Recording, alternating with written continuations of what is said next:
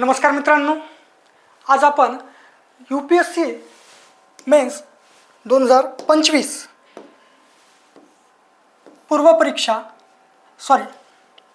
मुख्य परीक्षेला GS1 मध्ये जो वर्णनात्मक पद्धतीमध्ये प्रश्न विचारलेला आहे त्या प्रश्नाचं विश्लेषणात्मक चर्चा आपण इथे करणार आहोत। आता हा प्रश्न आपण प्रामुख्याने जर बघितला GS1 मध्ये जिओग्राफी या सेक्शन अंतर्गत हा प्रश्न येतो, म्हणजेच भूगोला अंतर्गत। आता भूगोल अंतर्गत हा प्रश्न जेव्हा आपण पाहतो तेव्हा प्राकृतिक वैशिष्ट्य म्हणून जेव्हा आयोगाचा आपल्याला पॉइंट दिसून येतो, फिजिकल फिनोमिना, प्राकृतिक वैशिष्ट्य या मेन टायटल खाली आपल्याला काही टॉपिक दिलेले आहे आणि त्या टॉपिक मधला जो महत्त्वपूर्ण घटक आहे तो आहे सुनामी।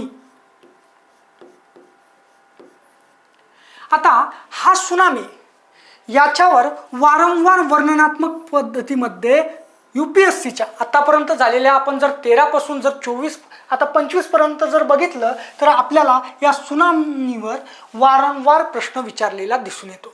आता या सुनामीवर वारंवार प्रश्न विचारले जातात। आता हाच मुद्दा आपण इथे भौगोलिकरित्या त्याचं उत्तर कशा प्रकारे लिहायचं आहे त्यावर चर्चा करू। आता सुनामी म्हणजे काय, त्या कशा आणि कुठे निर्माण होतात, त्यांचे परिणाम काय, उदाहरणासह स्पष्ट करा। किती शब्दात, तर 150 शब्दांमध्ये 10 गुण अशा प्रकारचा प्रश्न विचारलेला आहे। इंग्लिशमध्ये what are tsunamis, how and where are they form, what are they consequence, explain with example, 150 words 10 marks अशा प्रकारचा प्रश्न आपल्याला विचारलेला आहे। आता आपण सुरुवातीला हा प्रश्न जेव्हा आयोगाने विचारला आणि या प्रश्नाचं आपण जेव्हा आन्सर रायटिंग करतो किंवा उत्तर लेखन करतो, ते उत्तर लेखन करत असताना आपल्याला सर्वात अगोदर आयोगाने प्रश्न काय विचारलेला आहे यावर आपल्याला फोकस करणं किंवा काळजीपूर्वक शब्दांवर लक्ष देणं गरजेचं आहे। आता या प्रश्नामध्ये आपण जर बघितलं तर आपल्याला लक्षात येतं की सुनामी म्हणजे काय। या उत्तर लेखनामध्ये आपल्याला पहिल्यांदा काय विचारलं, सुनामी म्हणजे काय। त्यानंतर लगेच त्यांनी दुसरा प्रश्न तयार केला, त्या कशा। त्यानंतर शब्द काय वापरलेला आहे, कुठे निर्माण होतात। त्यानंतर त्याच मध्ये त्यांनी तिसरा प्रश्न तयार केलेला आहे, त्यांचे परिणाम काय असतात। म्हणजे इथे काय विचारलेलं आहे आपल्याला, परिणाम काय आहेत। त्यानंतर त्याला जोडून त्यांनी काय लिहिलेलं आहे, उदाहरणासह, एक्सप्लेन विथ एक्झाम्पल्स।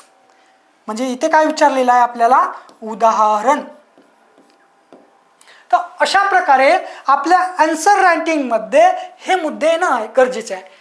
परंतु प्रश्न जर आपल्याला पूर्णतः कळला त्यानंतर आपण आन्सरचा फॉर्मॅट कशा प्रकारे ठेवायचा हे आपल्याला या मुद्द्यांद्वारे लक्षात येतं।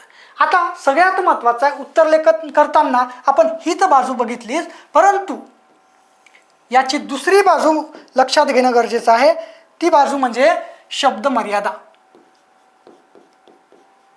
शब्द मर्यादा, आता शब्द मर्यादा त्यांनी किती दिलेली आहे यावरही आपलं लक्ष असायला पाहिजे। आता शब्द मर्यादा किती दिलेली आहे, एकूण 150 शब्दांची। म्हणजेच 150 शब्द आपण जेव्हा लिहितो तेव्हा हे एक समोरचं पेज आणि त्याच्याच मागचं दुसरं पेज, म्हणजे हे मागून पुढून जर घेतलं तर 1 पेज एवढा आयोग आपल्याला आन्सर रायटिंगसाठी जागा देतं। त्यानंतर त्याचे जर गुण बघितले तर गुणांचं जर आपण विश्लेषण केलं तर गुण किती दिलेलं आहे? एकूण 10 गुण या प्रश्नासाठी दिलेले आहे.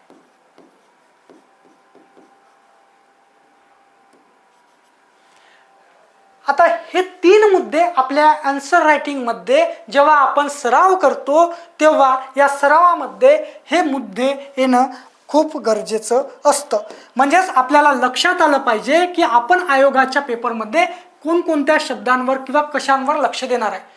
त्यानंतर सरावातून आपल्याला हे मुद्दे कळल्यानंतर जेव्हा आपल्याला आयोगाचा प्रश्न दिसून येतो आपण डायरेक्टली तो प्रश्न आपल्या स्ट्रॅटेजीनुसार किंवा आपल्या जी शैली आहे, लिखाणात्मक कौशल्य आहे आपलं, त्यानुसार आपण सोडू शकतो. आता इथे उत्तर लेखन करत असताना आपण या मुद्द्यांचा वापर करावा.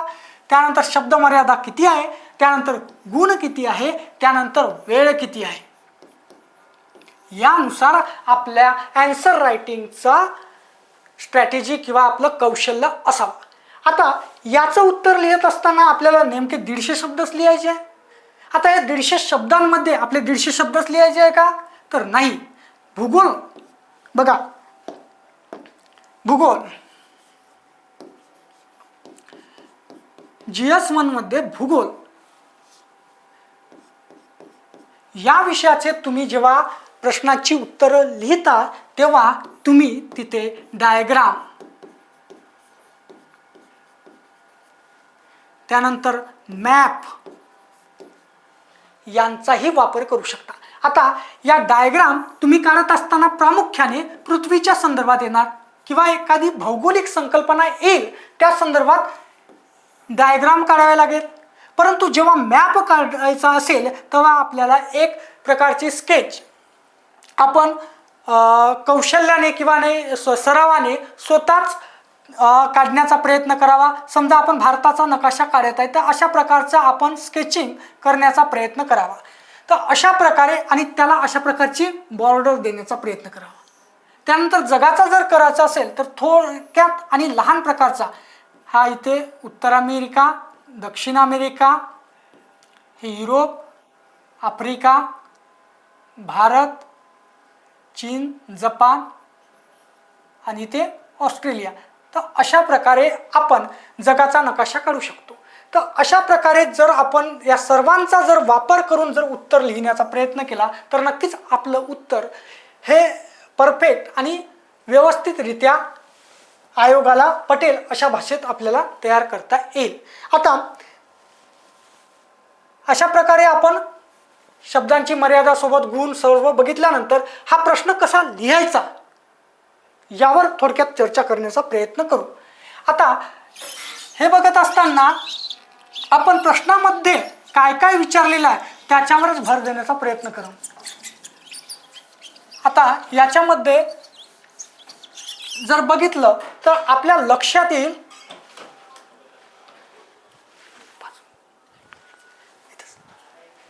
तर या उत्तर लेखनामध्ये सुनामी. आता प्रामुख्याने आपण आपल्या प्रस्तावना आपण जर बघितलं तर प्रस्तावना. आता प्रस्तावनामध्ये आपल्याला सुरुवातीलाच विचारलं सुनामी म्हणजे काय. आता आपण सुनामी म्हणजे काय त्याची व्याख्या देऊ शकतो. ती व्याख्या देत असताना आपली शब्दरचना कशी असावी तर भौगोलिक असावी. समजा मी जर थोडक्यात सांगण्याचा प्रयत्न केला तर सुनामी म्हणजे काय. सुनामी ही प्रामुख्याने सागरी तळाशी जेव्हा भूकंपीय भौगोलिक घटना घडून येते तेव्हा सागर तळाशी किंवा महासागराच्या तळाशी भूकंपाची घटना घडून येते आणि त्या भूकंपाच्या हादऱ्यामुळे सागराच्या वरचा किंवा जो सरफेस भाग आहे, पृष्ठभाग आहे, याच्यावर ज्या लाटा आहे त्या लाटांचा वेग वाढून त्या लाटा किनारी भागाकडे म्हणजे एका सिरीजमध्ये एका श्रेणीमध्ये किनारी भागाकडे जेव्हा वळतात किंवा आदळतात त्यांनाच आपण सुनामी असे म्हणतो. ठीक आहे. अशा प्रकारची व्याख्या आपण थोडक्यात देऊ शकतो. त्यानंतर याचा आपण अर्थही ते सांगू शकतो. सुनामी, आता सुनामीचा अर्थ जर आपण बघितला हा प्रामुख्याने जो सुनामी शब्द आहे हा प्रामुख्याने जपानी शब्द आहे. आता हा जपानी शब्द असल्यामुळे